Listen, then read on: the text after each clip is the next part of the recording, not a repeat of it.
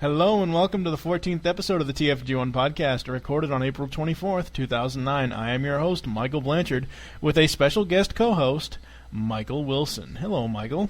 Hi, it's not actually April 24th. It's actually... Yes, we know it's not actually... Yeah, but that's when the record dates are. So we recorded on the 24th. Yes. You mean it's published on the 24th? Yeah. No. What? Yeah. Both. Fantastic. We record them early, but we post date them. You want to try it again? No, we're just gonna leave this the way it is. Stop.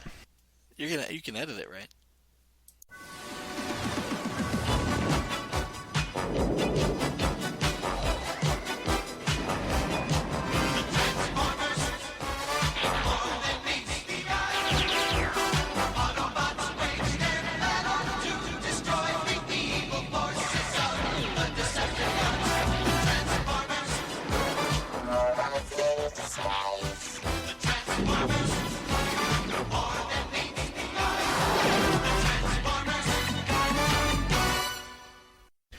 Hello, this is Michael Blanchard back with you again on the TFG1 podcast.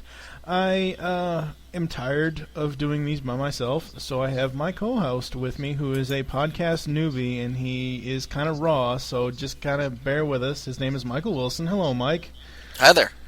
Now, what do you prefer, Michael, Mike? I go by Michael. Okay. All right.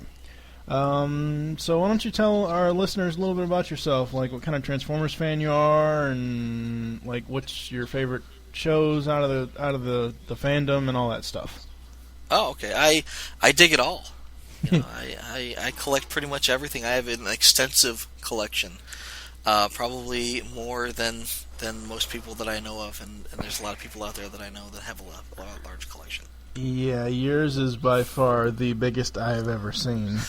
I have thousands. Yeah, that's putting it mildly. You can almost have millions. I wouldn't go that far, but yeah, there's a lot of them, and I recognize it's a sickness. There's something wrong with me, very, very wrong with me, and I have way too many Transformers. But on the other side, it's the only thing I collect. I don't have like the G.I. Joe and the He-Man and the Indiana Jones. It's just Transformers. Well, that's cool. That's good. I mean, and it's always good to be down with the sickness. That's right. I'm insane in the membrane. Let's see if people can get that reference. Let's not say what it's from. But let's see if people can get that down with the sickness reference. Of course, most people that listen will. Yeah, go back and watch Dawn of the Dead. It's on the soundtrack. Yeah. I just wanted to... I was tired of just having myself drone on. Even though I love Generation 1 and I love rewatching these cartoons, I just wanted someone, to kind of bounce off of and, just have somebody, here with me doing it. And unfortunately, Steve/Megatron... could not do... Actually, he didn't want to do episode 14. He didn't like majority of the episodes that we're going to be reviewing today. Shocking. These are some of the best episodes. I know. There hasn't been any real email from as far as feedback. You can always go over to the PecanCtMichael.com forums and join there. And there's tons of TFG1 stuff there. Really isn't anything going on with me so far. What's been going on with you, Michael? Well, I just got a Briscoe in the mail from Thailand, and I was very excited. Briscoe being the head for Fangry. He's one of the junior headmasters in Decepticon. And this guy's been sitting on my shelf for about 3 years without a head. And I finally got one, so that's kind of exciting. Briscoe County Robot Head. Briscoe, yeah, that's right. It's Bruce Campbell sitting on top of the giant robot. Oh my God! With the big chin. He says, "My name is Bruce." Big chin, huh? That reminds me of Sentinel Prime. I think Sentinel Prime's chin was based on Bruce Campbell. Probably. He's only missing the chainsaw arm, and he'd have it all. You know, it would probably be beneficial to animate it if Bruce Campbell actually voiced Sentinel Prime. Oh, you know, that would just piss off all the Tick fans. But no, I do think Bruce Campbell would be an awesome voice for. You know, we should talk to Derek White about that and say, dude, Bruce Campbell. Think about it. Yeah, really. We need Bruce Campbell on animated saying "Hail to the King, baby." That's what we need. Yeah, that'd be pretty cool. Actually, my only Bruce Campbell watching has been from The Adventures of Briscoe County Jr. Oh, you're not an Evil Dead fan? I'm not a horror fan, so. Dude, you are missing out. I don't do horror. No. My mom made me watch Freddy when I was like 5 years old, and that scarred me for life. Oh, man. Yeah, so I do not do horror. Well, you got anything else to say that you want to say, Michael? No, that pretty much wraps it up. That was my excitement for the day. All right, we're going to get into some episodes today.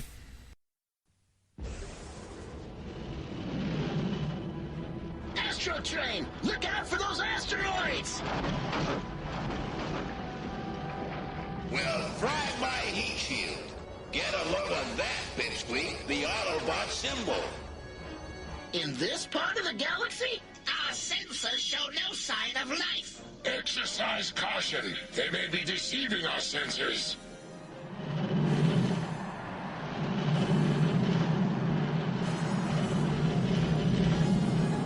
It sure looks like a ghost planet. Too bad. I was looking forward to blasting a few Autobots. It's not like the Autobots to leave a whole city to decay.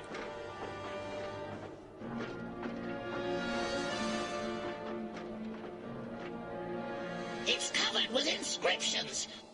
Too bad none of us reads ancient Autobot. Starscream!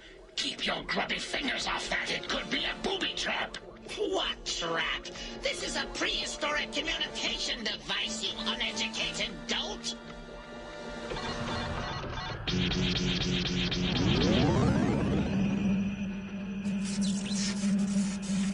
If Cybertron be your home, far away, never roam. Hear my message, listen and fear. Danger comes, the end is near. Just like us, you soon will rust. All shall be turned to dust.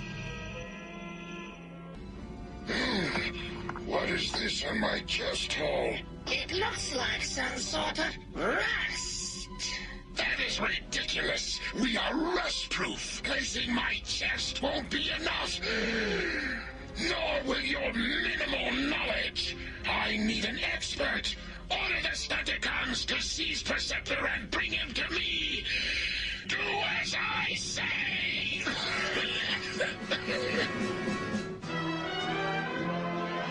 Yahoo!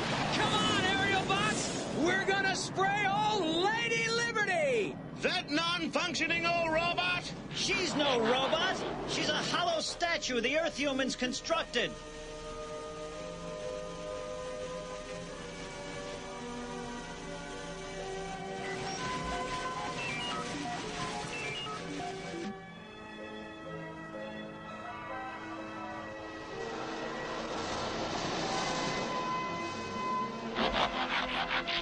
Okay, people, this is a mutiny. No, a hijack. I mean, we're taking over this boat. Snap to it, everybody, into the captain's cabin.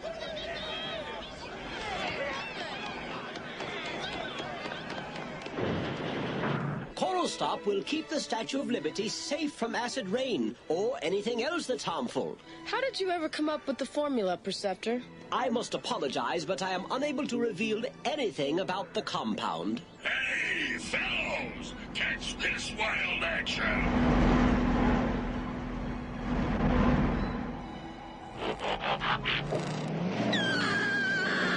Hey, what do you think you're... a Stunticon? You got it! And here's greetings from Megatron! I'm trapped! You can say that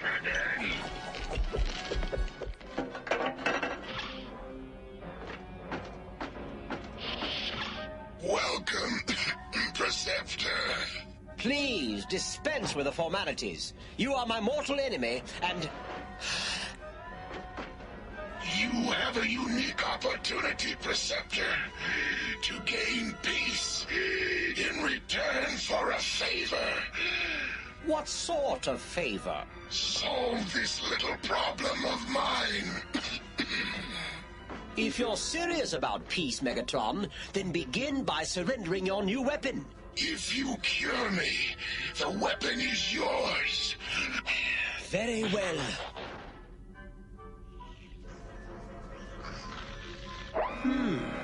You've been infected by a metallic plague, Megatron. Impossible! Only organic forms of life can be infected by disease. This is a rare metallic infection. Legend has it, it wiped out entire races of robots, like the Black Plague did to humans. It's cosmic rust. First up today we have Cosmic Rust, and according to the little booklet that comes with the DVD, the little blurb in there says, Astrotrain inadvertently infects Megatron with an ancient rusting disease that he picked up on a mission to deep space. Megatron kidnaps Perceptor, forcing the Autobot scientists to cure him with a new chemical the Autobots created to prevent corrosion. And the first couple bullet points I have for this episode are, as I just said, to begin the episode, Megatron and a bunch of the Decepticons are traveling an Astrotrain to a distant planet. This planet has a giant Autobot symbol on it. Can you be any more obvious? You can see it from space. Exactly. I mean, this thing is almost half... It takes up half that side of the planet. And they land, and there's no electricity. And it's like, how did they light up a giant Autobot signal the size of a continent? How does that work? It's just weird. I mean, is it like Jupiter? I mean, do you have a giant Autobot insignia-shaped storm that spins continuously on the planet? That doesn't make any sense. But, you know, for plot purposes, sure, I'll buy that. Yep. The Decepticons are very leery of being on the planet. Starscream finds a communications device and activates a message from an ancient Autobot. Okay, didn't you have something to say about that? Didn't you tell me something off-air about when Starscream goes over to the control panel? Doesn't he start humping it or something? No, he doesn't hump the control panel. He humps the lightning bug. He finds that lightning right. bug, and he's like, I'm just going to fuck this lightning bug right here, man. He's like, it's been a while, and we're not going to discover female Autobots for a while, so I'm just gonna bang the hell out of this lightning bug. The ancient Autobot, though, he's kind of cryptic. Yeah, very cryptic as far as what he says. But you would think that they would get the hint. Let's get the hell out of here. I don't think we should be here. I think it's supposed to be scary. Yeah, well, with season 2 coming to a close. I should have mentioned in the intro that we are reviewing the final 5 episodes of season 2. So, with these final 5 episodes, everything started getting a little bit more scarier and a little bit more spacier before the movie. Let's see, but I digress, actually. They find a lightning bug weapon and steal it. As Astrotrain leaves the planet, an asteroid is coming up behind them, and Megatron shoots the lightning bug weapon at it, shattering it. 2 pieces of the asteroid hit Astrotrain and Megatron. You're not supposed to shoot a giant-ass lightning weapon at a giant-ass asteroid, knowing that it's going to split into 2 pieces. In his defense, he didn't really know that. Well, I mean, if you think I'm going to shoot this and it's going to explode in the shrapnel and perforate me, then you probably wouldn't shoot it. But the question becomes, why the hell is there an asteroid following them? Is it a sentient asteroid? Is the cosmic rust sometimes? I think it is. I think that's part of the plot point. It's an intelligent asteroid that chases them? Well, no, not that it's an intelligent asteroid that chases them. The fact that the cosmic rust is on the asteroid, and I believe it does get on Astrotrain, but I'm not for sure. Yeah, it looked to me like the only one who was really infected was Megatron, and he was having a rough time of it. They barely get back to Earth, and Megatron demands that the Stunticons kidnap Perceptor to analyze the disease Megatron has. Perceptor tells the evildoer, yes, I said evildoer, that he has been infected with metallic plague called cosmic rust. Yeah. Okay. Yeah. Perceptor realizes that Megatron's lightning bug heat ray is the energy source that the cosmic rust germs are feeding off of. Perceptor says that they should destroy it before he cures Megatron. What are you laughing at? No, I'm just thinking. He's like, well, that's my new weapon. I'm not letting you destroy my new weapon. It's like, dude, you have other weapons. you have the fusion cannon on your arm that pretty much powered by black hole. That's pretty powerful in and of itself. I don't see why you just don't use that. You don't really need the giant bug, aside from placating Starscream's hormonal urges. Oh, God. Starscream needs it, man. He's sitting up all night with it. Wow. I'm sorry. No, it's fine. But no, he's very protective of it. Good entertainment. He's yeah, like, exactly. You know what? No, you can't have it. No, it's mine. It's mine. It's like, yeah.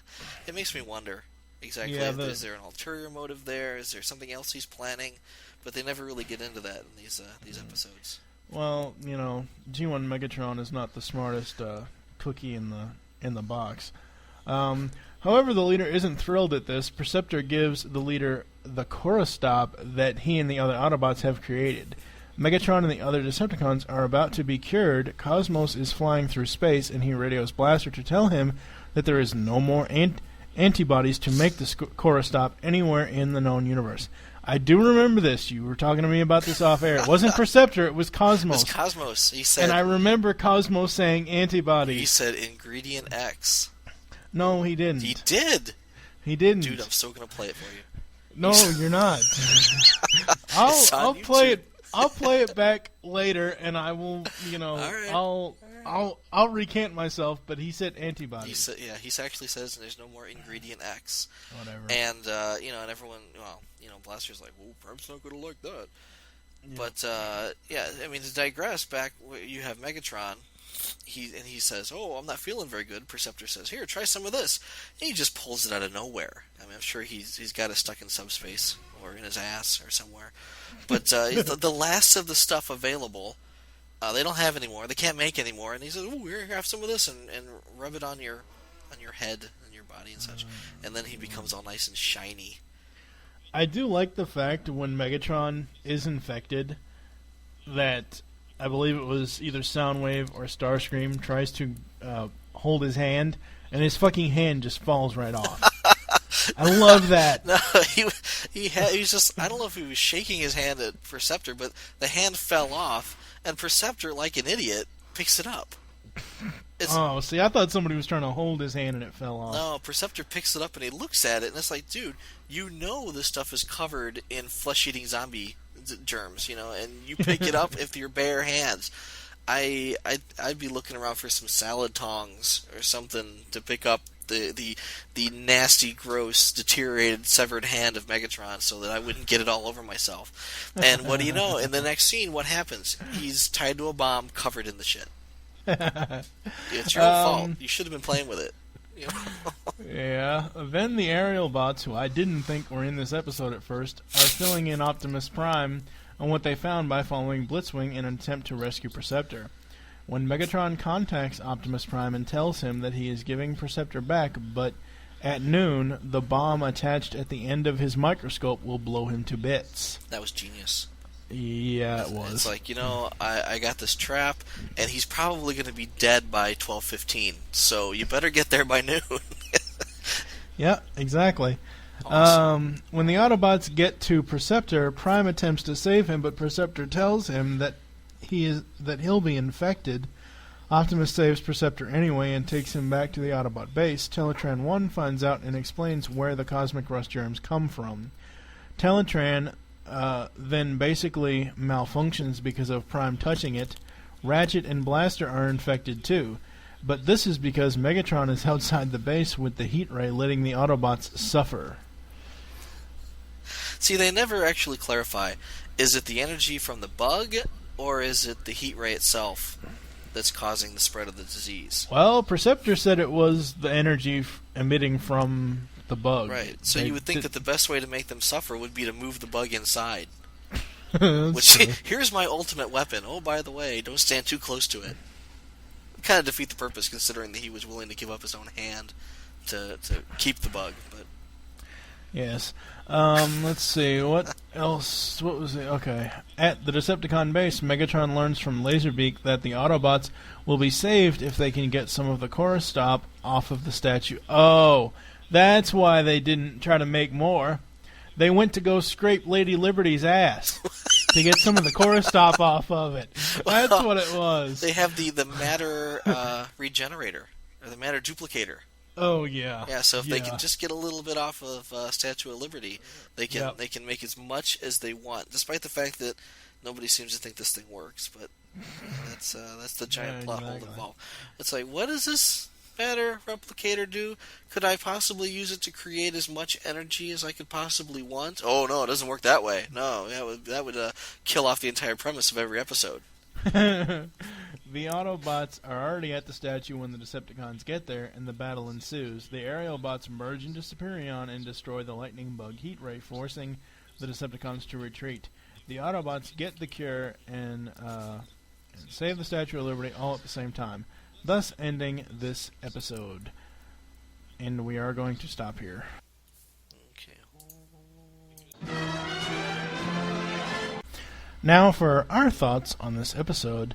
As I mentioned in the synopsis, seeing what the Cosmic Rust did to Megatron was just funny. And he looks almost as bad as when Prime beats him down in the movie. And I know we haven't gotten to the movie yet, and we will in episode 16, but yeah. The Cosmic Rust effects were very unique and cool to see. I laughed so hard when Megatron's hand fell off. I think one of the more funny moments was when Blaster says he is too young to rust. Technically, it's supposed to be impossible for any of them to rust. Which, is what Megatron brings up in the beginning. He's like, I can't be rusting. And then, his hand falls off. But, yeah. So what are your thoughts on this episode? Well, there was a few neat, interesting moments there. One that I thought was funny was, Perceptor is trying to get the matter duplicator to work properly. And, it's fading out. I'm assuming because it's infected with the rust. And he just hauls off and kicks it. Just like a jukebox, just smack the hell out of it, and it pops up and says, oh, okay, it'll work now. Yep. I thought that was funny. And the toward the end, the Decepticons are going to attack the Statue of Liberty to destroy it so that the Autobots can't get the core stop, or can't get a sample of the core stop to duplicate. And, they all kind of pop up from behind the limbs of the statue. Which I thought was funny. You have Prime kind of hanging off the top of the statue, dangling there, shooting at Menasor, which I thought was funny.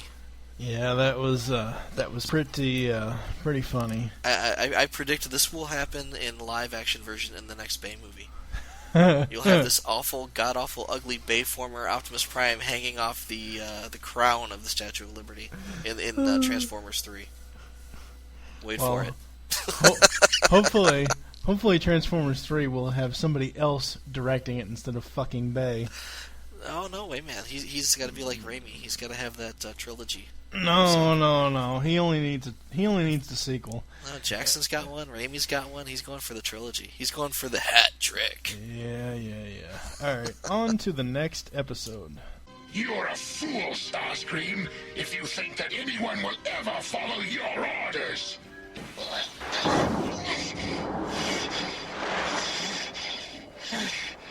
What happened? Yes, Megatron exiled me. Me, Starscream. He made a fool out of me in front of the other Decepticons. They'll never respect me as a leader now. What the? A wing from an old fighter plane the flesh creatures used in their wars. There must be more of this stuff lying around here.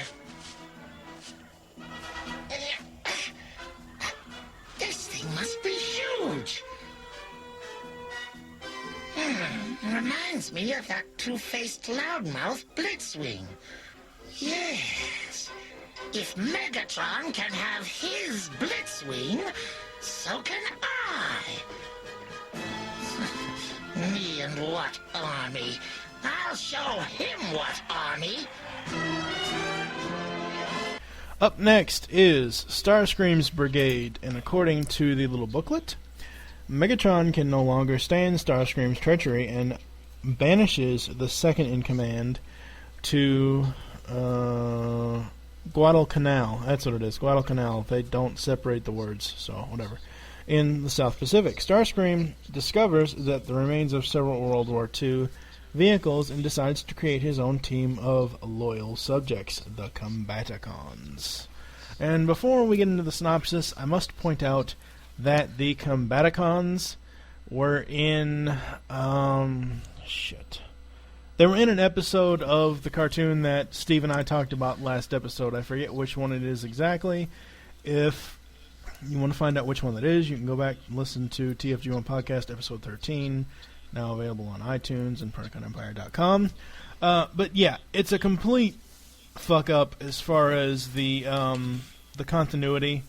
I didn't remember which one it was. It was Aerial Assault. Anyway, but so he appeared, or did they? The Combaticons, all of the Combaticons, Blastoff, Swindle, all of them appeared in Aerial Assault before they were even ever built in this episode. That's funny. Yes. So we start this episode off in the Guadalcanal. In 1943, World War II is going on, and we see in black and white. Yes, yes, that was very, very cool. Nice touch. Yep. We see an amazing aerial battle and fighting going on. Then it fast forwards through time to 1985 at the same location. At the Decepticon stronghold, Starscream is running off at the mouth, as usual, about how he could be a better leader than Megatron. I've said this plenty of times before in past episodes. I am so sick and tired of the Megatron Starscream power struggle. I am, so sick of it. First of all, I want to just shoot fucking Starscream and get it out of the way. Second of all, I want to shoot Megatron in the motherfucking foot because he is so stupid. Why doesn't he just shoot the Well, it's part of the the dynamic of the two characters that they feed off of each other. Yeah, I know, but it's frustrating. That, and it makes for good TV. Fucking frustrating. Yeah, that's true too. The Decepticon leader turns his back on Starscream, and the sniveling bot fires upon the leader, sending him crashing to the ground. Starscream declares victory, but Megatron is not beaten so easily. I did laugh my ass off at this. Because then Megatron returns fire on Starscream, temporarily deactivating him. Megatron then tells Soundwave to have Laserbeak get Starscream out of his sight. The Birdbot flies over the island where the remnants of the World War II battles took place and drops Starscream. Starscream comes to realizing that Megatron has exiled him, and he finds all the old battle equipment from World War II. Starscream builds his own army of bots. It really shows off his scientist stuff in this. As far as the fact that he was a scientist, yeah. And he has the know-how to do this type of thing. Mm-hmm. What drives me crazy is he puts all these pieces together out of old parts, and he's got an old plane, and the plane actually turns into a helicopter, and it made me think, didn't they have helicopters in World War II? Maybe they didn't. I don't think they did. Okay, yeah. So they didn't actually have helicopters in World War II, but at the same time, they didn't have space shuttles either. So you have these old, rusted-out vehicles that kind of turn into... Well, I mean, they start off as authentic World War II vehicles. They kind of turn into modern vehicles. Yep. In a sense that, how cool would it be if you had a World War II Bruticus? Yeah. That was literally made out of... And well, wait a minute. Vortex is... Yeah. I mean, if they actually had... Vortex was... an old World War II level fighter plane, and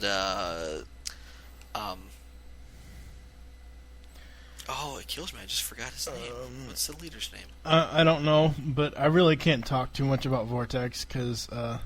Onslaught.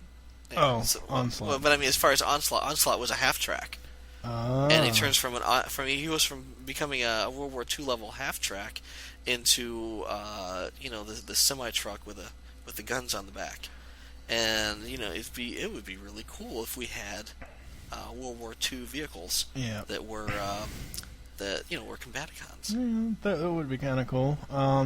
They did something very similar in the comic books. Yeah. But we won't get into that here. He then goes to the space. Starscream then goes. What? I said I'm rambling. Well, stop rambling, damn it! It's not. I'm sorry. I told you about this all week long. That one night we were going to record, and I even asked you this morning when you were at work and sober if we were going to record tonight, and you said yes. And you let your wife talk you into drinking and getting drunk before there was no drunkenness involved. Hey man, I'm a grown man. I know my limits. Oh, I know. I'm talking to some little college kid here who. I know. To the point of. I'm just ragging on you. Hell. I know. All right. Just then, Starscream then goes to the space bridge location and demands to be allowed to use it. On Cybertron, Starscream gets the personality chips of several renegade Decepticons that Megatron had imprisoned. Starscream will implant these personalities into the bots he has built. He puts the personality chips into the vehicle modes and tells them to transform. First of all, it was already established that Vector Sigma is the only one that can grant personalities in life. Now, I understand that these personality chips were from different actual molds or bodies, but I don't know. That was just weird to me. I don't think they actually established that part of the mythos yet. I mean, the idea that Vector Sigma can bestow a spark upon Yes, they did. Yeah, well, did they already? Yep. I thought that came later. Like post-movie. Nope. It was the key to Vector Sigma. it was that two-parter. Yep. Well, as far as where the aerial bots and the Stunticons were created. See, I had always retcon post-rationalized it to say that these personality chips were kind of like a spark chamber, and that you could pull the personality out of a robot just by yanking the spark chamber out of it. Yeah. And you could store it indefinitely. The spark never dies. I could see that. But I don't think that idea had been established that far back. No, I don't think it had either. Starscream has created the Combaticons: Brawl, Swindle, Blastoff, Vortex, and Onslaught. Starscream wants them to follow him in dethroning Megatron, but the Combaticons ask what's stopping them from pounding Starscream into a pile of dirt. Yeah, I'll tell you what. Actually, I was reading that. It looked like deflowering Megatron. No, it's like, it's dethroning. Megatron looks nothing like a giant metal bug. So he's already kicked your ass once this episode. You don't want to try that shit on him. To which the evildoer replies that he hasn't equipped them with energy absorbers, so they can't refuel. At a dedication ceremony to Optimus Prime, Jazz and Cliffjumper are there to cut the ribbon when Starscream and his army attacks them, kidnapping Jazz and Cliffjumper. With the intention of stealing their energy absorbers. Yes. First of all, Jazz has a kick-ass sound system that no one can stand except for him and Spike. Why the hell didn't he just friggin' transform and blare the music? They had their asses handed to them pretty handily, but I think that was the point. Yeah, it was. They wanted to show that these guys, these new Combaticons are pretty powerful, and they can take on seasoned veterans like Jazz and Cliffjumper. Yep. At the island, the Combaticons and Starscream celebrate the victory, but the Combaticons start to argue, and Starscream tells them that there will be no energy absorbers for any of them until they can capture 3 more Transformers. So clearly, Starscream doesn't care which faction of Transformer he captures to put the energy absorbers into the Combaticons. Yeah, he's kind of equal opportunity. I'm going to screw everybody basically, over at this point. Yeah, he's pretty much pissed at the world. Yeah. Shockwave contacts Megatron and informs him that the renegade Decepticons have been liberated. Megatron assumes that the Autobots did it, and he heads to their base to get back what is his. Megatron, Skywarp, Dirge, and Thrust attack the Autobots, and Megatron demands that the Autobots give back the personalities of the renegade Decepticons. I'm going to continue with the second one because it would make more sense, the next bullet point. Yeah. Optimus Prime demands that the Decepticons give back Jazz and Cliffjumper. Megatron has no idea what Prime is talking about and realizes that maybe it wasn't the Autobots that stole the personalities. Megatron and the other Decepticons are waiting for Starscream at a train yard when the sniveling bot shows up and introduces his army, the Combaticons, and they are going to destroy Megatron. How does it slip through Megatron and Shockwave? How does it slip through Shockwave that Starscream has gone to Cybertron, he has used the space bridge, which opens into the chamber that Shockwave is always in. Now, granted, Shockwave's probably out getting drunk on Energon or something like that. He had to pee. Yeah, he had to pee. He had to step out to pee. Yeah, he had to do a Bumblebee oil leak from TF-07. I'm going to leak on your head. That's right. I need a government agent. I just got to pee on him. I need a Sector 7 agent. What kills me though is that Starscream walks up to the space bridge and says, "Yeah, I'm kind of going through." And Thundercracker and Skywarp are there, and they're like, "No, you're not." And he points the gun at his head and says, "Yeah, I am." Yeah. You know? At this point, why didn't they just redirect him deep into space? Say, "Yeah, sure, have fun," and you're going to be trapped in the the space bridge buffer until hell freezes over. See, that's the other thing that doesn't make any sense to me. The space bridge in G1, they don't actually. I mean, Shockwave, when they first introduced the space bridge in the first season, Shockwave says, it has to have a receiving code, it has to have this, it has to have that, it has to be precise timing. But every other episode after that with the space bridge, we're automatically supposed to assume that it is set to Cybertron, and that's exactly where whoever goes through is going to it. It doesn't mention anything about not concentrating anymore, about not, whatever else. And at this point it's just an elevator. Yeah, pretty much. You push the button, it goes bing, and you walk in, and the door opens again, and there you are. Yep. And assuming Shockwave's not taking a pee, there he is too. Yes, exactly. Just remember.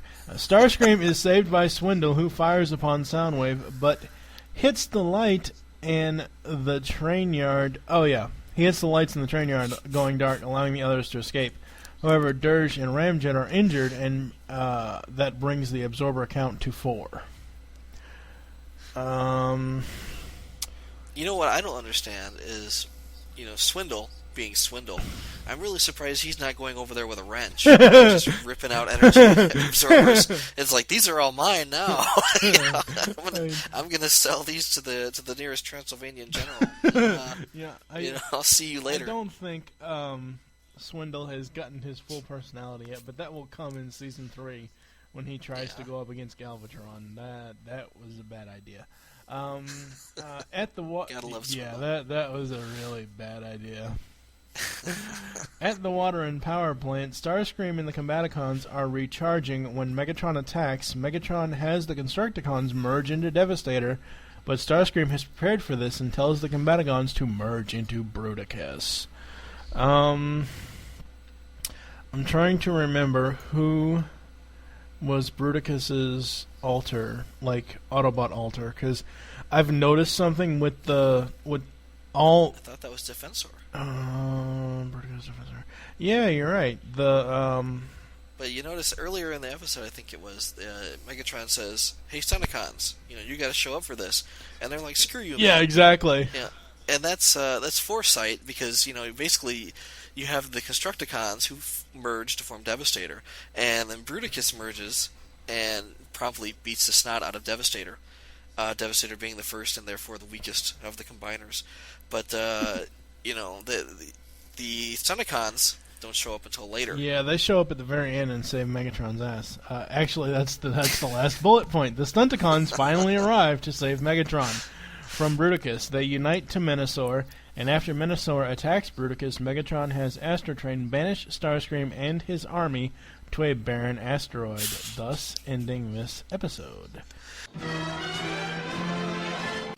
Now for our thoughts on this episode. This was a pretty good episode. It gave us somewhat climactic end to the Starscream Megatron power struggle. The animation and sound was solid. As I've said many times before, the production on the show has gotten increasingly better over the first 2 seasons. I think I mentioned this in the last episode of the podcast. As I said before, there's a major continuity flub. The Combaticons were in an Aerial Bots episode before they were even built. And then the only other notes I have is just what I already said in the synopsis about who the Combaticons are. So yeah, what are your thoughts, Michael? I mean, like I said earlier, these are the last 5 of season 2 are some of my favorite episodes in Starscream's Brigade, and the following, the follow-up, the Revenge of Bruticus, are probably 2 of my favorites. Period. I really love I want to say the Bruticus character, but there's not a whole lot of characterization there. He's just like, I'm big and dumb. But I really like the toys. The Bruticus mold and the following later on, the Ruination mold, are some of my all-time favorites. Really dig those. So this is really a cool, cool idea, and it really introduces some ideas that are they kind of make their way even further into the mythos. Does the Bruticus toy have the 3 spots on his back? No. We'll get into that more in the Revenge of Bruticus, but I mean, he's got the twin cannons that ride on the back of the semi truck in vehicle mode. Those plug into his back, so technically he's only got 2, big dots, and or 2 holes, I should say, and that's where the cannons plug in. I should probably pull it out just to look, but no, I don't think they are there. Which is strange, because I think in the cartoon, and again, this is the Revenge of Bruticus, but I think in the cartoon they show the 3 spots, but they don't really show the cannons, which I thought was strange. No, I don't think so either. Yeah, they conveniently remove them for that. On to the next episode. Identify yourselves! Some refer to us as Combaticons, but... I am also known as Bruticus. Destroy him! You control giant sentinels. If you destroyed, robots defeated. I must protect Cybertron from all hostile threats. Bruticus outnumber, but Bruticus will win.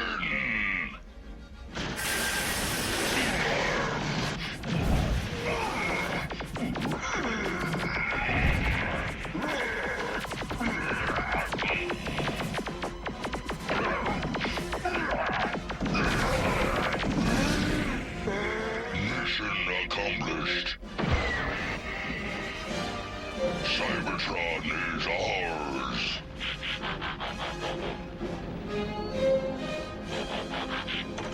Operation Revenge has begun. Up next is the Revenge of Bruticus. To go to the little booklet, we have Starscream abandons his team immediately following the events of Starscream's Brigade, but the Combaticons have their own ideas, such as taking over Cybertron and destroying Earth. And the Autobots' new merge group, the Protectobots, may not be enough to stop them. Let's see. We begin this episode as Starscream and the Combaticons are still on the exiled asteroid. Starscream can no longer stand it, and he flies off into space. Blastoff is towing the asteroid to Cybertron, where Shockwave is testing the holographic imaging machine. Now, why I called it a holographic imaging machine instead of a projector, I don't know why. Maybe I, at the time, was not realizing how the hell to spell projector, but I don't know. It makes holographs. Looking back on the asteroid, I understand that you have a lot of stuff to do and you can only cram it into a 22-minute episode, but it almost seems like Starscream's there about 15 minutes and he goes, "Screw you guys, I'm going home," and then almost immediately then Blastoff begins towing the asteroid back to Cybertron, And didn't they confer a little bit and say, "Oh, all right, Starscream says I'm going to leave," and Blastoff says, "Well, I was going to tow us back to Cybertron. You sure you don't want to stick around? Because that would be cool too." And No, I think he was already towing it because it was moving. Oh, he was. They got there pretty quick. Well, yeah, he got there pretty quick, but I mean, I think when the episode first starts off, they're already being towed. He's already towing them. So I just don't think they clued in Starscream as to where they were what going. They were doing exactly. Yeah, where they were Because going. that would make sense considering that Starscream can fly through space. That he would be there towing as well. Yeah, really.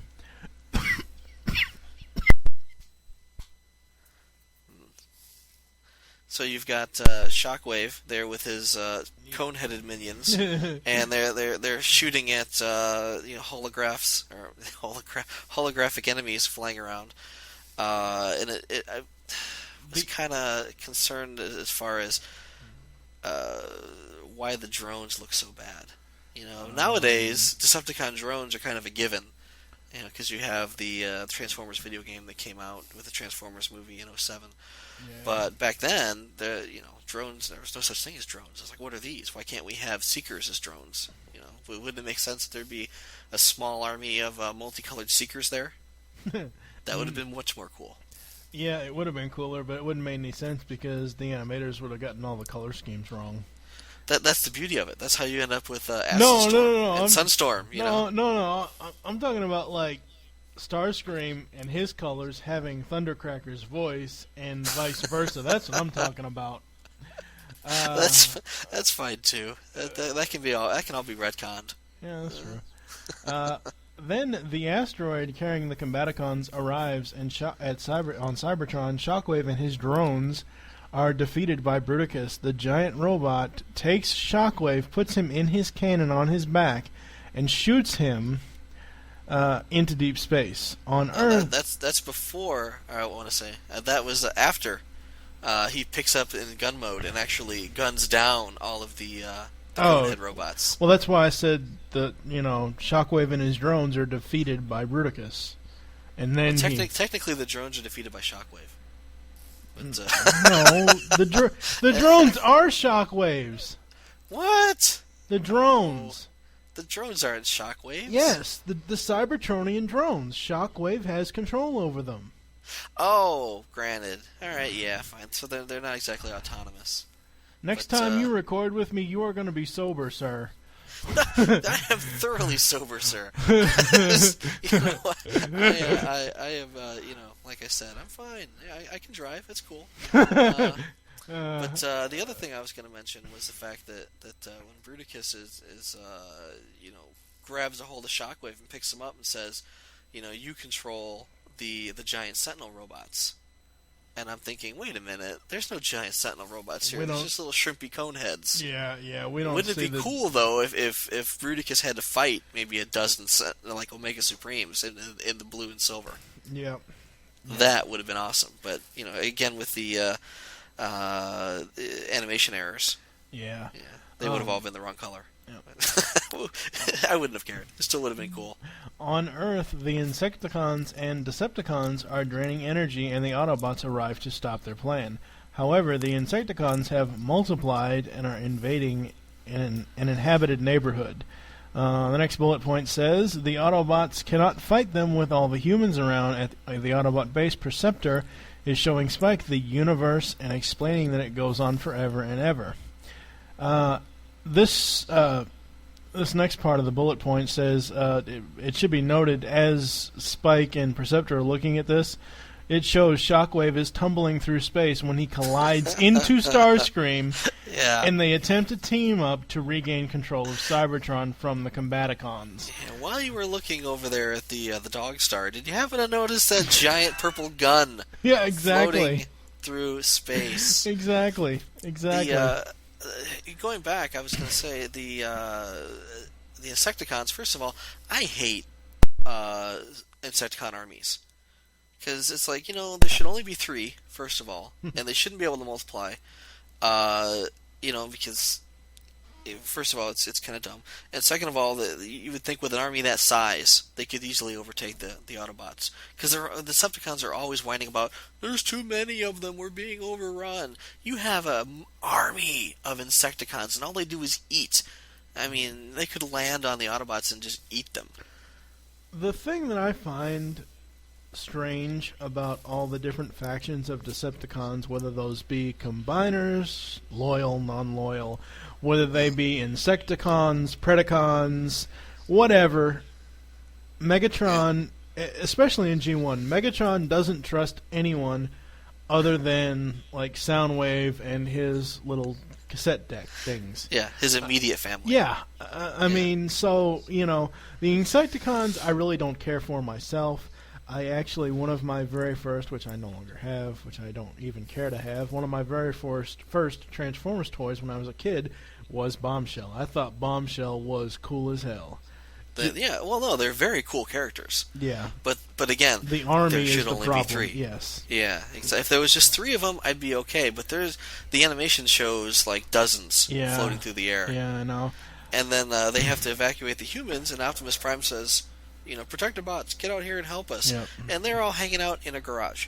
They just drive out of the garage. Hi. This is also another instance of where the fuck do the Protectobots come from? According to the key to Vector Sigma, you have to go there. I mean, anybody can build robots, but in order for them to get cybernetic personalities, you have to go to Vector Sigma for them to get it. So where the hell did the Protectobots come from? Yeah, I don't have any idea. See, for some reason, I was thinking that the Matrix of Leadership could bestow. It wasn't. The Matrix wasn't introduced yet. Well, no, it wasn't considered the Matrix until the movie, but it was the fact that Optimus Prime, because he was Prime, he was able to do that. No, and I'm not even gonna go with last week's episode and the Primer Prime. We're not even gonna go there. The Primer Prime. You just made that up. Thank God. Thank God. Now you're just being contradictory. No, I'm not. Yes, you are. No, I'm not. In the episode of Prime Problem, when Megatron clones Optimus, thank God they did not use it in that, because that would just be so cheesy. Oh, yeah. Lord. On Cybertron, the Combaticons realize that the Decepticon technology has advanced so much since their imprisonment. Spike and Perceptor reach Prime and inform him that the energy signals coming from Cybertron show that Earth's orbit has been altered and it is heading straight for the sun. Can anybody say Megatron's master plan? How many times are we going to do this? You'd think by now we would have built heat shields around the whole damn planet. Yeah, pretty much. I mean, this marks the second time, as far as I know, that some evildoer, whether it be Megatron and the rest of the Decepticons, or some Renegades, or Insecticons, whatever have you, that try to send either the Autobots or the Earth into the sun. Well, it's either that or heat up the sun or explode the sun, thus baking the Earth just as much. Yeah, that's true. Yeah. Or bringing Cybertron into Earth's orbit, creating all kinds of, storms. Well, they only did that once. Well, yeah, they only did it once, but actually, they do it. They don't show the effects of Earth, but it's something I've noticed throughout the series. If you look at that episode, The Ultimate Doom, and you look at Rebirth, exact same thing. Megatron in The Ultimate Doom is going to bring Cybertron into Earth's orbit. Galvatron in Rebirth builds a rocket onto Cybertron and shoots the planet to Earth. Okay. But anyway, I digress. The Autobots head for the space bridge, but Megatron has the Insecticons steal the space bridge controller and escape with it. Back on Cybertron, Shockwave and Starscream have tricked the Combaticons with the holographic projector. Wow, I actually used a holographic projector. Anyway. Yeah. You figured out how to spell it. Yeah, really? Ain't that the truth? Yeah. But they actually run out of energy fighting the fake holographically projected enemies. Yes, they do. They retake the transport chamber, but Shockwave finds out that the space bridge receiver has been altered to send the Earth into the sun. Shockwave attempts to correct this issue, but Starscream blasts him. He also attempts to contact Megatron, and that's why Starscream blasts him. On Earth, the Autobots are still looking for this bridge control. Oh, that's right. Later in the episode, Starscream calls Megatron and issues him an ultimatum. This is when Starscream still has the upper hand. Yes, exactly. Okay, I remember that now. It's been a while. On Cybertron, the Combaticons realize that they've been had. Yeah, this, like I said, right when they decide that, Starscream loses his upper hand. Yes, exactly, and they go all berserker. Yes, that was a Clerks reference. I was just thinking, my love is like a chicken. Berserker. Would you like to make a fuck? Did he just say making fuck? I think that's what he said. He said making fuck. The Autobots and Decepticons on Earth realize that they'll have to work together in order to stop Starscream and the Combaticons. Once on Cybertron, the combined efforts of the warring factions release Starscream and Shockwave, but the Combaticons come in and demand that Starscream is their prisoner. A battle begins, and Starscream tells Optimus Prime of the 3 spots on Bruticus's back that will deactivate him, thus beginning the lies. Because, and I will get into this at the very end of the episode, because it is shown that Starscream somehow devises a plan to trick the Autobots into believing that Bruticus is deactivated. Now, possibly when Optimus shoots the 3 things, maybe it paralyzes him, kind of like the only comparison I can think of is when Obadiah Stane uses that little paralyzer gadget on Tony and Iron Man. But obviously Optimus wasn't that close. To completely geek out here, it might be the equivalent of the Vulcan nerve pinch. Oh my god. It drops. You start. Kind of drools a little bit. You fucking Trekkie. Oh, please. Like, you've never watched Star Trek. I've watched... You knew what it was. I know what it was, but I'm not like one of these obsessed fans. I actually was staying a weekend at a foster home when I was younger, and the foster father was a huge, like, one of these, oh my god, I can't, mint inbox, and blah, blah, blah, blah, blah, and this, that, and the other. I'm like, oh my god. I only touched the box, and it didn't even move. I just touched it to look at it. It wasn't like I was opening the fucking thing. Anyway. You got finger grease on it. Yeah, really. Ain't that the truth? Yeah. I can relate. It destroyed its, like 4,000 of its $10,000 value. Anyway. That's terrible. The Earth is saved, and Prime says that Bruticus is a menace to both Autobots and Decepticons. Megatron has Starscream destroy him, or so it would seem. The episodes with the Autobots returning... what the hell? It ends with the Autobots. Stupid friggin' keyboard. The episode ends with the Autobots returning to Earth and Megatron praising Starscream for his plan to allow the Autobots to think that Bruticus has been destroyed. Because Starscream used the holographic projector to make it look like it was blown up. Yep. When in fact they were... And Optimus Prime is remarking on the way out the door, well, Megatron was awful nice about showing us the way out and not having the door smack us in the ass as we were leaving. That's because they were hiding Bruticus behind the curtain there. Yep. Pay no attention to the giant Mega Combiner robot Gestalt thingy behind the curtain. Yep. Thus ending this episode. Now, for our thoughts on this episode. For me, there really isn't a lot of notes. I actually should mention I forgot about the last bullet point in the synopsis, which says, Megatron tells Starscream that he may return to Earth as his subordinate, and they will rebuild Bruticus to obey only Megatron. And actually has his head pulled open. So that yes, it does. His brain pan exposed. So that they can, reprogram him to only obey Megatron. Yes, exactly. I liked the ending to the episode. It shows, once again, how underhanded and sneaky the Decepticons really are. I just can't get past the continuity error. That really is bugging me. That has got to be my biggest gripe about this kind of two-parter episode, especially when you've already previewed them in a previous one that they weren't even built yet. So, what about you? Well, I kind of, dig Starscream's mentality when he's like, I'm just going to send the entire planet to the sun. And, Shockwave says, well, Megatron's on it. And Starscream says, cool. That's fine. Yeah. So he calls Megatron and says, I'm just going to send you and everybody else hurtling into the sun if that's cool. And Megatron's like, no, you don't. But the clincher here is when Starscream says, I'm going to rule the universe, and I don't care if I'm the only one in it. It's going to happen, buddy. Yeah. But that to me kind of sums it up for Starscream. Yeah. Which is why it's so anticlimactic at the end when Megatron turns to Starscream and says, we're going back to Earth, and you're going to be my bitch. And Starscream thanks him for it. Yes, basically.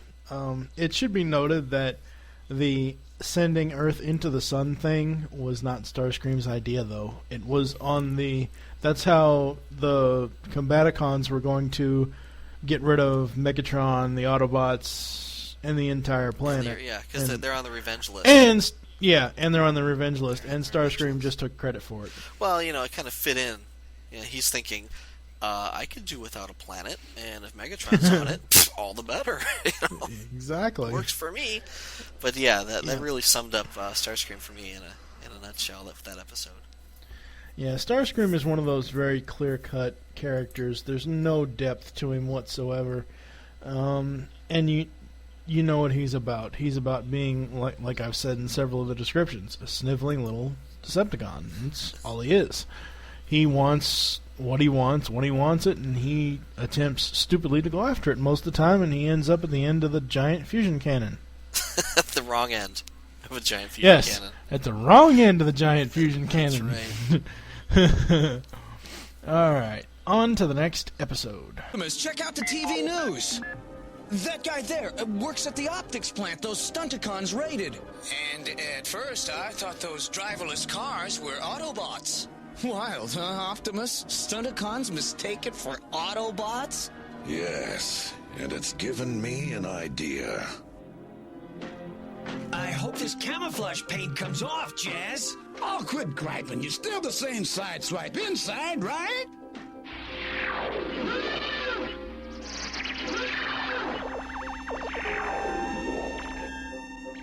How do I look, Ratchet? Your own designer wouldn't know you, Windcharger. Man, Optimus, you're a dead ringer for Motormaster. Did you have to say dead ringer, Spike?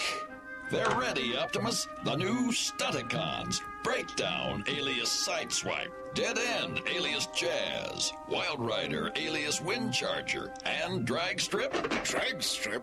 A.K.A. Mirage. One stolen ruby. Red, wasn't it? Okay, then, we're ready. But remember, the success of this mission depends on absolute secrecy. Under no circumstances must you follow us or break radio silence. Understood? Yeah, but I don't have to like it. All right, then. Stunticons, let's roll for it.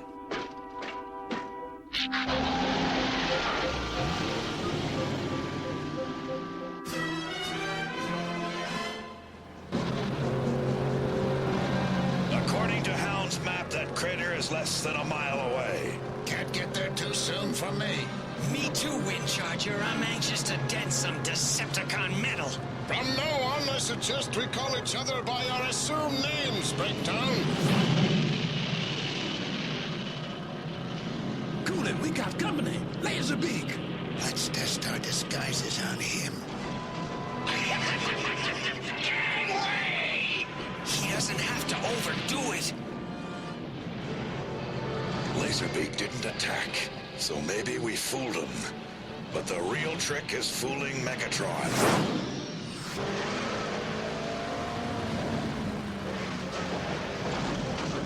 I don't like being a Stunticon. Hey, man, zip that lip. Strange, isn't it, Megatron? How safely the Stunticons drive today? So as not to damage their stolen cargo, Starscream. Perhaps.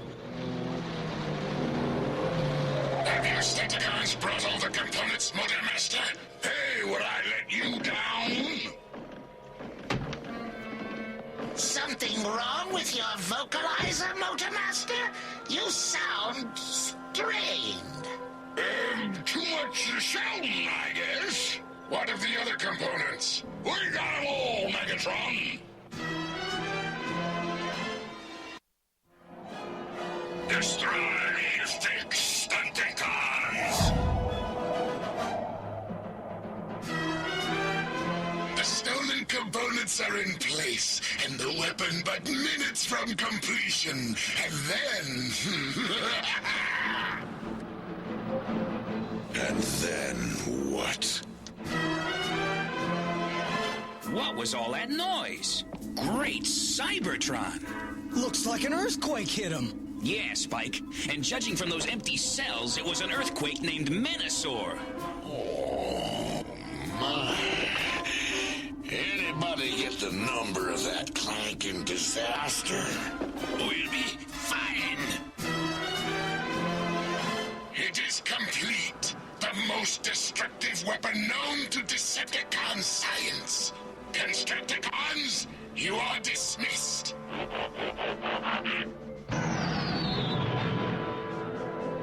Perhaps you should not have dismissed them just yet, Megatron. As always, Starscream, you miss the obvious. The weapon is complete, and the Autobots are totally unaware of its very existence. Are they indeed? Say, boss, what's that weapon gonna do, anyway? What? You've forgotten already? Memory banks must have got jumbled. Too many head-on collisions. Utilizing that ruby's light, focus through those perfect lenses, it will fire the most destructive ray of all. More powerful than any laser, it will create a chain reaction in whatever it touches, producing instantaneous destruction. Imagine my turning that ray on the Autobots' headquarters. Perhaps when it's gone, someone will put up a memorial parking lot. What are we waiting for? Megatron! Megatron! Tricked! Menasor! But... What's the matter, Megatron? Missing the obvious? Megasaur! They Autobots! Those Stunticons are imposters! No, he's the imposter! What? Megasaur fake? There's one absolute test, Stunticons. Merge and become Megasaur! You heard him, guys! Well, we're waiting! Stunticons!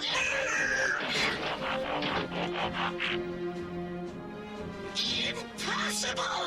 2 Megasaurs? Can't be! I, Megasaur! Me! We're okay as long as my magnetic field holds. And I can keep this phony face. Real Megasaur has special powers. Yes, powers to destroy!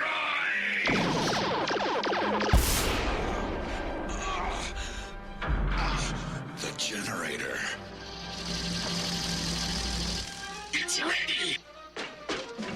Ready to be tested on the imposter! In other words, whichever Megasaur loses the fight!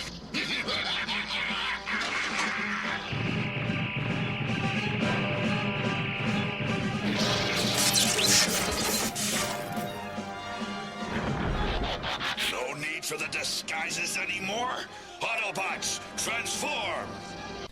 Up next is Masquerade, and according to the little booklet, it says, Megatron is assembling a new device and sends the Stunticons out to procure the needed parts. Learning of these missions, Optimus Prime, Windcharger, Mirage, Jazz, and Sideswipe intercept the Stunticons and imprison them in the Ark. The Autobots disguise themselves as the Stunticons to discover and thwart Megatron's plans. And Michael is going to be taking over the synopsis that I wrote, so he can butcher it as much as he wants. I really don't care. I get free reign. Yes. Carte blanche. Yes, exactly. Okay, so we'll begin the episode with Megatron sending the Stunticons out to retrieve 3 components to build some sort of weapon. They don't actually say what kind of weapon it is. They just send them out there. And Starscream even remarks, "Are you sure it's not a good idea to send these guys out there? Because they really don't know their own ass from a hole in the ground." And Megatron says they have very unique configurations, so they're the guys. You have anything to say about the initial plot line? No, not really. It's just... I'll have more to say once we... get into it? Yeah, once we get into it, because I'm reading it through as you're okay. breaking it down. Okay. So basically, we have the Autobots see the Stunticons. They say, "Oh, well, we have 5 Decepticons going at ground level. Bingo, it's Decepticons or Stunticons." Yeah. And they head out to stop whatever that they are doing. Yep, pretty much. Hoist and Grapple, I swear. Between Hoist and Grapple and Red Alert and Inferno. I don't know if you listened to my other episode when it was a while back. They are the 4 gay G1 characters. I swear to God. You see, at this point, they've run out of voices. They try different voices. You've got Casey Kasem, and you've got Dan Gilvazan, and Cullen doing Prime and Ironhide, and they sound a lot different where you can tell them apart. But by the time you get to 40 characters, 40 Autobots or so, you got to go with inflections or key phrases, catchphrases like Warpath, Boom, Zam, Pow. Yeah. Because at that point, they all start to sound the same. Yeah, and if you didn't have some with a gay lisp, then you wouldn't understand who's who. I'm not even talking about the voices being gay. I'm talking about the actual characters. Just the way that they come off. Oh, I thought it was just their voices. No, not the voices. Not at all the voices. The characters themselves. But anyway, the basic plot of this is that the Stunticons are captured by the Autobots, and the Autobots Jazz has this cool kind of paint thing, and Sunstreaker's like, "Oh, it's not going to mess up my beautiful chassis, is it?" No, it washes right off. And... You're passing up the most epic part. Which would be... Wow. When the Autobots, they split up in their special teams, which is pretty much, a rather large toy commercial, because they introduce all these different... maybe not introduce, but they bring out a lot of different characters. But they catch everybody, but Optimus gets Motormaster. Yeah. And the way he does it is awesome. Yeah, playing chicken. Well, but I guess it's playing chicken. But it's like this huge epic head-on collision where it's fire, smoke, brimstone. Nobody can see what's going on. Everyone's wondering if Prime is dead. Prime's not dead. But the fact that it's like, oh, he could be, and then they draw it out for about a minute. Just wait another year. He'll be dead. Give it time. The smoke is cleared and he's in black and white. Oh, no. Daniel cries. Ah. Anyway. Right. So yeah, but Optimus wins. Yeah. And, for me, that, especially as a little kid, how cool was that? It's yeah. Fuck yeah, Optimus Prime won. He kicked his ass. Yep. Yeah. Anyway, but yeah, so suffice to say, Stunticons are captured, and the Autobots get this great idea that they are going to disguise themselves as the Stunticons in order to figure out what Megatron is actually up to. Because they have these pieces of this weapon, but they don't really know what it's for. Yep. So they head to this crater where the Decepticons are hiding. And the Constructicons are there building this super weapon. As Prime and the crew drive up. But they never bother to see, exactly. Well, they're all fools. What it comes down to. They don't say, "What's the password?" Well, there is no password. Security is so lax that this group of poorly disguised Autobots just drives into their base. Well, I do have to say that the paint and all that stuff and the change over from their original molds to the impersonation colors, it was pretty much spot on. And out of all of the Decepticons, the only one that voices concern is Starscream. He actually says that, you know... He was the smart one this time. Yeah, exactly. Probably the only time in the entire series. Well, whatever. Yeah. But, no, he is smart. He was a scientist. Yeah. And he's never one to not tell everybody that he's the smart one. Yes, exactly. So long story short, I was going to say the Constructa Stunta. I don't know what the hell I was going to say. Well, the Constructicons left. The Stunticons are there. Yeah. The fake Stunticons are there, and suddenly the real Stunticons show up. And they both merge. Now, I have a problem with if this is supposed to be just paint on the Autobots. How the hell can they merge? Big magnets. Yeah? Big magnets. They're holding on for dear life, you know. You realize if you don't hold on really tight, we're all going to die. I'm holding on, man. I'm hanging on the best I can. And then Soundwave pipes up and says, Real Minosaur has special powers. We never knew anything about real Minosaur having special powers. Yeah. And what he brings out is a big fucking sword. Oh, give me a break. No, I think he shot him with his underarm cannons. Yeah, they forearm cannons or underarm makes it sound like pit missiles. They killed him with BO.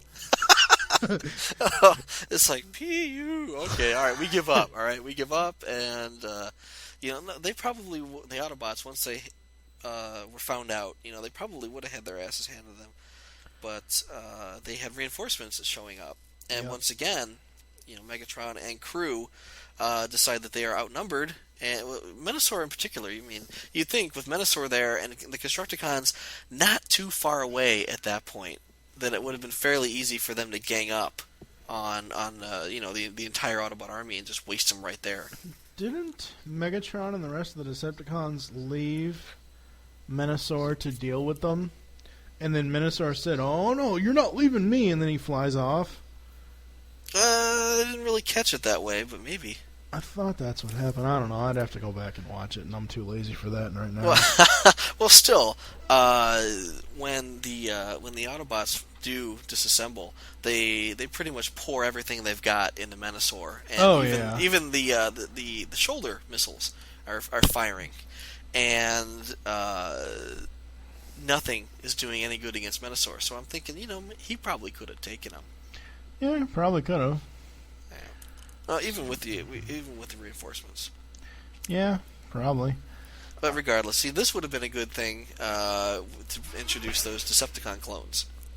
Oh, the cone heads. Yeah, that's it's like, true. well, yeah. See, now we're not outmatched. Now we've got a small army of cone heads, and we're just gonna We're gonna call it right here. We're gonna right here and now.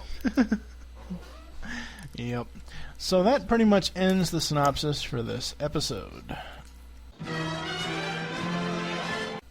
Now for our thoughts on this episode. This was very cool seeing the Autobots disguised as Decepticons. Not sure if that has happened before this episode, which I don't think it has. I remember the Decepticons disguised themselves as the Autobots in Megatron's master plan. But it is nice seeing the Autobots thinking outside the box. There was one animation flub I noticed at the end where Starscream and Soundwave retreat. Soundwave transforms into his tape deck mode and flies next to Starscream. What the fuck? That has never happened before. Anytime you see Soundwave's wife. Yeah, really. Yeah, she's got a really huge tape deck. Let's not even go there. Dirty old man. Let's not even go there. Let's not even go there. We're not going there. We can edit that out in post, right? Yeah. No, we don't edit anything over here. We leave it all in. We let it hang all out. It's like Jim Carrey said in Liar Liar. How's it hanging? Short, shriveled, and always to the left. But you never see in the entire series, any time that Soundwave is flying, whether he's flying next to Megatron, whether he's flying next to Dirge, Astrotrain, whatever. He's always in robot mode. You never see him in tape deck mode. Never. Unless he's on top of somebody, like if like if Starscream is flying at level, and Soundwave is in tape deck mode, sitting on top of the jet. Yeah, maybe perched on there, getting around. That I can believe, but a flying tape deck, I don't fucking think so. Not so much. No, not so much. So, what are your thoughts on this episode? I kind of dig it. I mean, I like the whole premise. What I was wondering is, why wouldn't at some point Megatron try the same thing? I mean, literally, you've got Superion, the aerial bots, right? And they're the best flyers that the Autobots have, but the Decepticon army has plenty of Seekers that they could easily just repaint and make them look like the aerial bots, and then wander in, directly into their camp. That would be, I mean, I think that would be really cool. Honestly, what would be really neat is to see some kit bashers take the Superion, and maybe an older one, and maybe even a newer one like an Energon, Superion Maximus, and repaint him into Seeker colors. Repaint the limbs into Seeker colors. I mean, that would be really neat. That would be a really cool thing I'd like to see. Yeah. I'm not really sure. I actually think, I'm trying to remember what episode it was.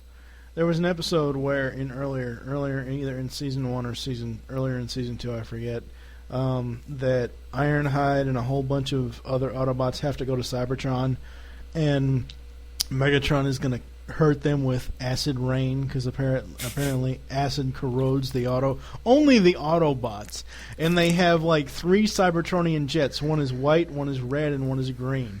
And I made a note in that episode, are these 3 the future Cybertronian molds of Dirge, Thrust, and Ramjet?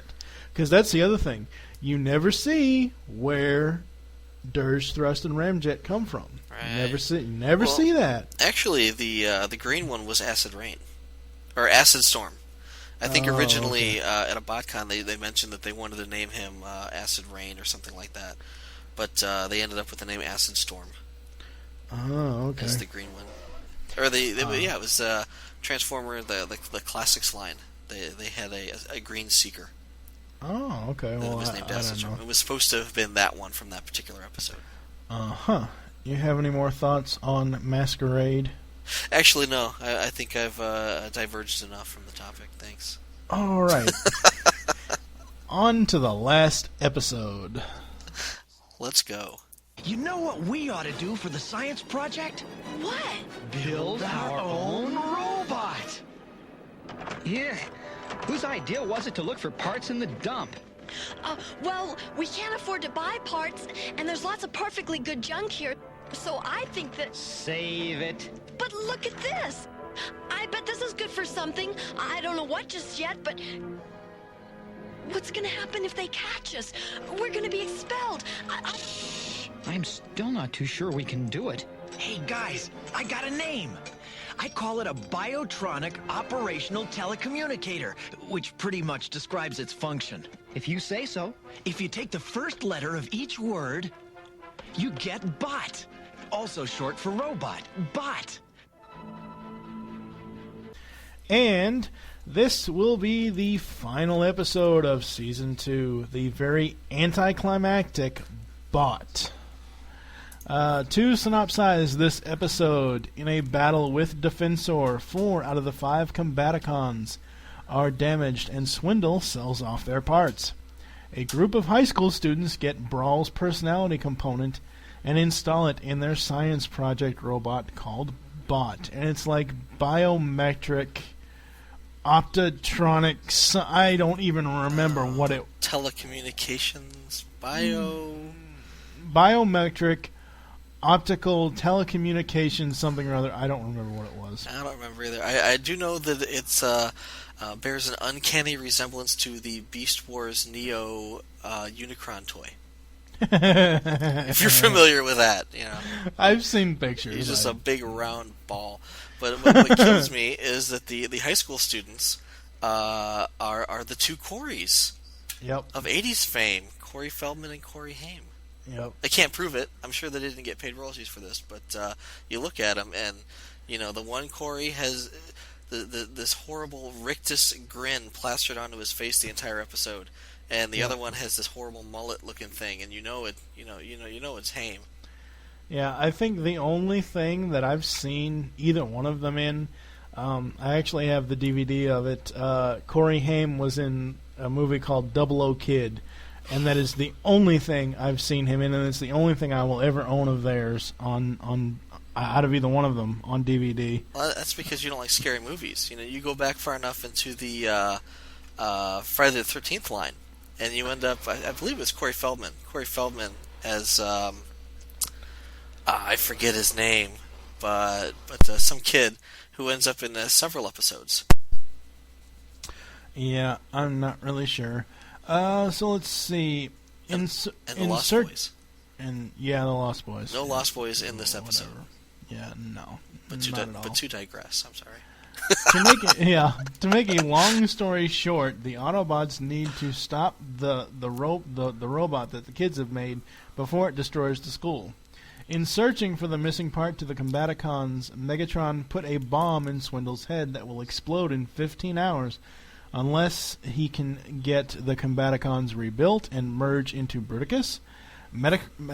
Metatron. What the hell is a Meta? That is from freaking Dogma. Jesus Christ. Kevin Smith on the brain. Hello. Megatron's plan in this episode is to blast the moon out of the sky so that the Decepticons can control the oceans of the Earth.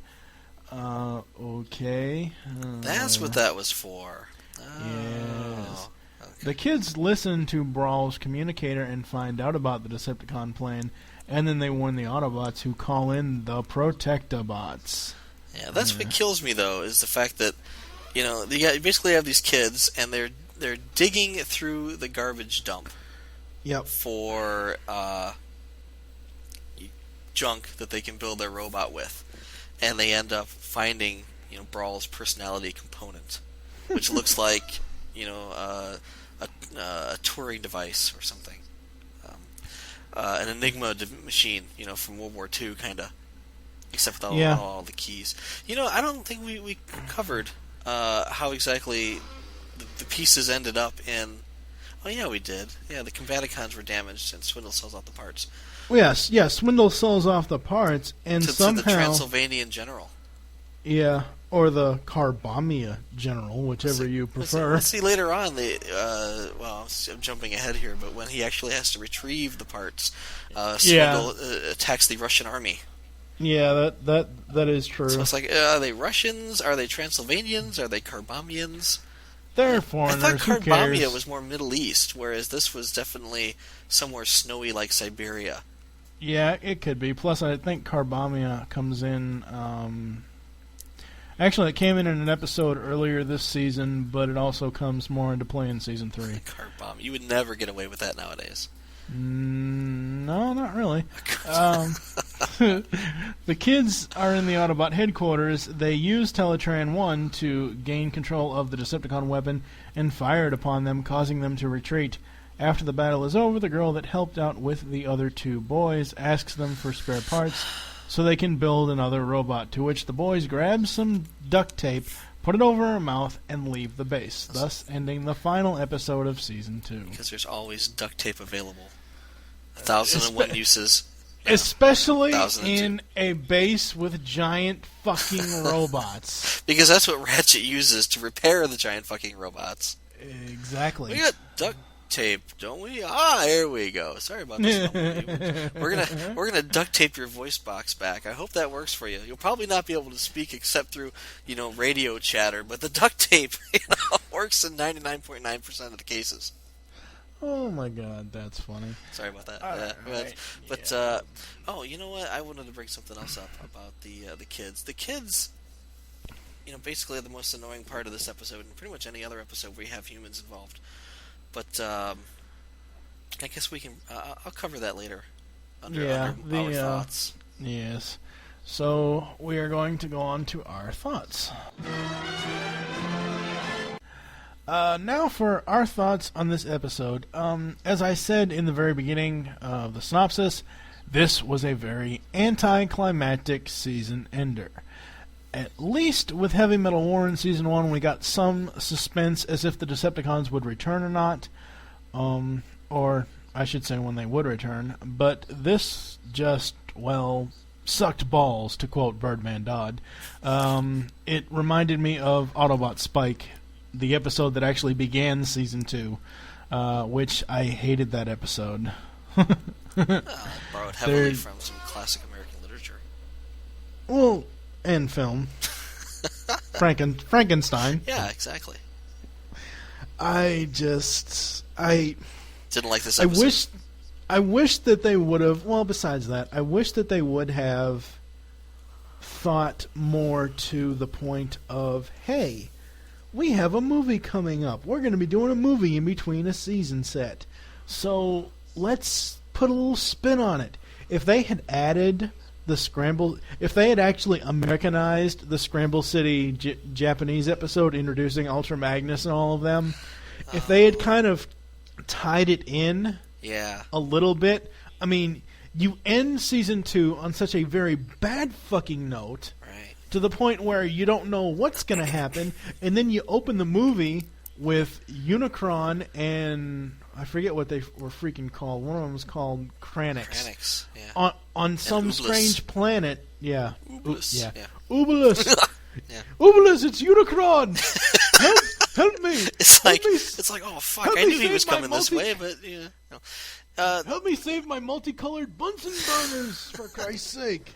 Yeah, but we'll get into that. To digress, I'm not entirely certain that these episodes were in the right order to begin with. I think maybe they were, kind of recorded in one order and then showed on TV in a different order. Could be. Because, well, you mentioned before how Bruticus was introduced in an earlier episode, and it's entirely possible maybe that episode was the one that was supposed to be the season ender, and they just got flip-flopped. It could have been. I mean, I'm sure somebody knows out there. I'm not sure, but I'm just postulating. I don't know either. I just know that, especially with a lot of, again, going back to my inspiration to even start the TFG1 podcast was a podcast I listened to called World's Finest Podcast, which is Big plug. Michael. It's a plug, but I plug them all the time. So, I mean, my sockets are filled with plugs from Earth2.net, and yeah, let's not even go. It's just a. That sounds dirty. Yeah, shut up. Anyway, the point is they go by production order because it's easier for them. Right. Well, when I looked at the cartoons on the DVDs, I said, okay, well, this is how they're listed. I broke them up into either 4, 5, or 6 episodes per podcast episode, depending on, where the... I broke them up basically on the 2 to 5 part story. Mm-hmm. I didn't want a 2-parter split up between podcast episodes. So that's how I broke them up, and that's how it kind of seems like they were out of context or whatever. But I mean, they're still in production order, though. Yeah, regardless of where you split between the episodes for podcast purposes. Oh yeah. Yeah, but I'm just saying that, it's entirely possible that maybe in Japan, Bot came before Cosmic Rust.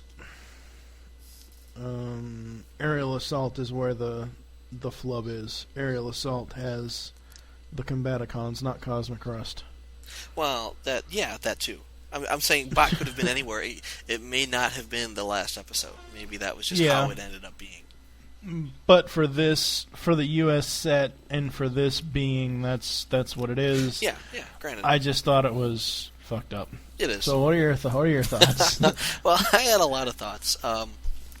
Starting with the beginning of the episode, they basically say, in a fight against Defensor and the Combaticons, as badass as the Combaticons are, Defensor kills him with one shot.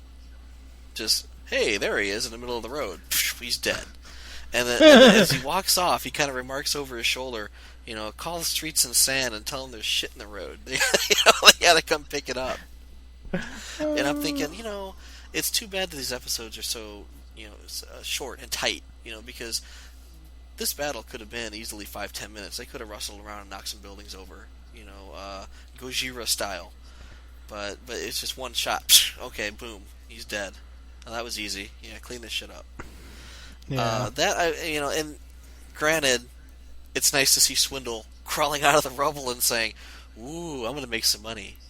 But Swindle says, I think his exact words were, "Where am I going to get all the spare parts to rebuild these guys?"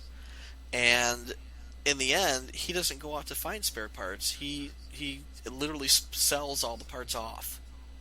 So I think I'm not sure if it was somewhere lost in the plot line, but I think Swindle at one point intended to rebuild his buddies so that they could fight another day.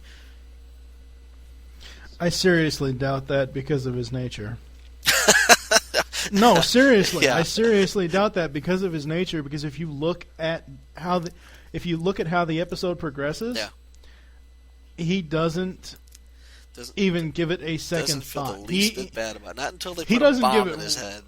Exactly. It's like, what do you regret? What you've done? Well, I regret having a bomb in my head. Exactly. Now I feel kind of crappy about it. And the whole time for the rest of the episode, you can hear it ticking. He's like the crocodile. Tick, tick, tick, tick, tick. Yep. It's like, they got a bomb in my head. It's pretty obvious, isn't it? Yeah. You hear something? Yeah, that's my fucking head. Yeah. But the other point that I want to make about this episode is the girl. I kind of expected her to be a double agent the whole time because she's wearing Constructicon green and Decepticon purple. In this horrible, like 80s getup. I mean, the two Coreys are in horrible 80s getups as well. But she looks particularly bad. And it's like, you look at her. She's wearing Decepticon colors. She's evil. But in the end, she's not so much evil. She's just arrogant. Because the boys, even in the beginning, they're like, "Oh, please don't pair us up with her. Please don't pair us up with her." And they do, and the teacher was like, "Ha, I'm screwing you guys by pairing you up with this nimwit." And at the end, it's almost as if she has a redeeming moment. Because at the end, she's like, "Yes, I can program this robot to fire the giant laser against its creators because I can do anything." And at the end, it doesn't come across so much as her redeeming moment. It comes across as her saying, "I'm an arrogant bitch." Pretty much, yeah. Did it come across that way for you? Because that's kind of what I got out of it. See, now that you mention the fact that the guys could have basically been copied off the two Coreys, I've been trying to, throughout your whole little speech there, I've been trying... Well, no, I'm not saying it in a bad way. I'm saying throughout your my rant, voicing my your diatribe, yeah. Yeah, I mean... my half-dead brain cells are trying to think of who the hell she could be as far as like an 80s type Brat Pack model type of character. Yeah. Because at first, in the beginning of the episode, she wants nothing. She's like really skeptical. Oh, I don't know if we should do that. Kind of like the geeky nerd scientist. Yeah. Yeah, really big stick in the mud. And then she ends up being almost a bit... To where the two guys, smarter than they are, but all three of them are fairly smart. I mean, they're all, even though the guys try to act like jerks and jock types, they're all fairly smart because they even say in the episode, the guys are like, "Oh yeah, we can do this and we can do that and this, that, and the other thing and everything else." And then, I don't know. But yeah, she did kind of come off as a bitch at the end, and I'm glad they used the fucking duct tape. Even if we don't know where it came from. That's right. I pulled this duct tape out of my... Yeah. Does this duct tape smell funny to you? Yeah. Well, it might just God. That's Ratchik's duct tape. That's what he used to duct tape Bumblebee's voice box back in. Which is why you can only hear him through the radio. And this is going to lead into a giant Bay rant unless we just end it right here. Yeah, we need to end this. Thanks, everybody. Goodbye. Yeah. The Transformers will return after these messages. The TFG1 podcast has all your 80s goodness with full coverage of the Generation 1 cartoon and beyond. This is Mike the Birdman Dodd saying live free or die hard and listen to this goddamn podcast. Are you a fan of Transformers? Yes. Then be sure to visit PecanCtMichael.com, your resource for Transformers media and more. Also be sure to check out our podcasts, All Things Transformers and the TFG1 podcast. I'm Steve/Megatron, inviting you to come join the fun on the shows and the forums. So be sure to visit PecanCtMichael.com for all your Transformers needs. Enter now. Coming soon from PecanCtMichael.com, the M-Wire Movies Week in Review. Steve/Megatron and I, Michael Blanchard, will sit down every week to review one movie that either one of us have picked. It is a genre-spanning movie review podcast that will be weekly. Look for it on PecanCtMichael.com and iTunes, coming soon.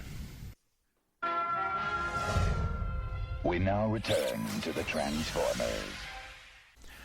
Alrighty, next time on the TFG1 podcast, Steve/Megatron and I will be discussing Season 2 of the G1 cartoon. We will be discussing the overall good or badness of the season, and I'll be talking about the looks of the box sets and what's included with them. Box sets, let's not even get into that. Thank you for joining me on the TFG1 podcast. There are 4 ways to get in touch with me or leave feedback for the podcast. The first is that you can visit the PecanCtMichael.com forums and get all your Transformers discussion topics there. You should really do this, people. Do it now. Resistance is futile. The second is that you can follow me on Twitter. My name on there is TFG1 Podcast. Michael, would you like to give your Twitter out? Heck yeah. For the my listeners? Twitter is PecanCtMichael. That's PecanCtMichael. And I pronounce it Pecan Court because a long time ago used to live on a street called Pecan Court. But, I was wondering about that. Yeah, it's abbreviated as CT. Because you know how hard it is to come up with a unique handle on AIM? So it's like, well, I live on Pecan Court. Technically, I could be PecanCtMichael. And that's what I went with years ago. Oh, okay. So it's PecanCtMichael on Twitter.com. Cool. The third is you can visit the earth-2.net forums. I have a thread over there for the podcast under the banter section. And the fourth is the email address, which is tfg1podcast@gmail.com. For now, I am Michael Blanchard with Michael Wilson, saying in the immortal words of Optimus Prime, transform and roll out, and thank you for listening. Until next time.